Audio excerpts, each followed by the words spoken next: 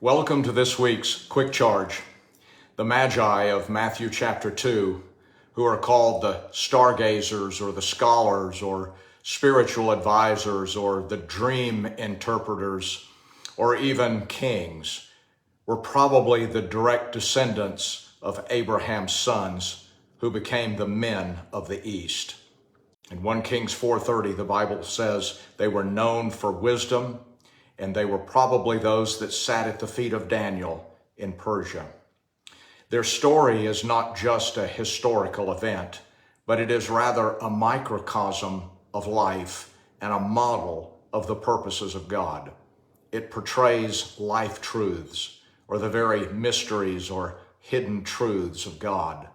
Peter says God has given us all things that pertain to life.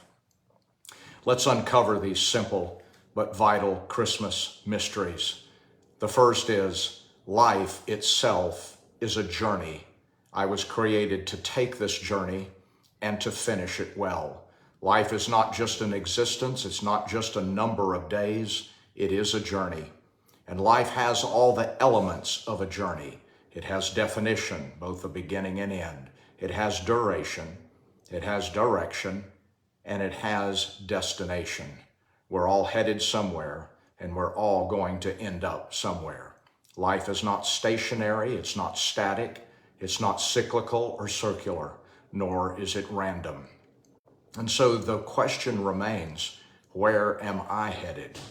These wise men knew they were on a special journey, and they knew where they were headed. We ought to also. They were on a journey with God, and they were meant to finish and finish well, because life in God always has a great finish. The second mystery, my journey begins after a birth takes place. I journey because there has been a miraculous birth.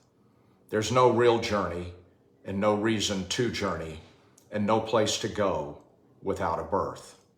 The most significant occasions in life involve a birth. Jesus was not just given to us, he was also birthed. Isaiah 9:6 says, a child is born. The greatest impartations from God are always birthed. The only way to have life on earth, or to be alive, is to be birthed. Likewise, the only way to have life in God and to be right with him and to have a relationship with him and know forgiveness and freedom is by a birth. Jesus said, you must be born again by his Spirit in your spirit.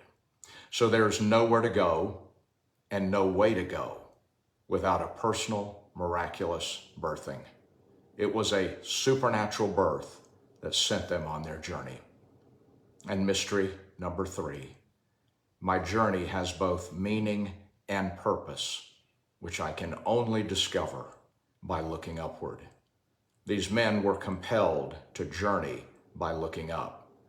I can never make sense of life by looking down, looking around, or looking within.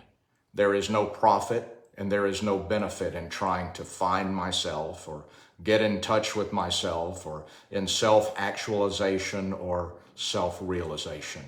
Jeremiah said, the way of man is not in himself.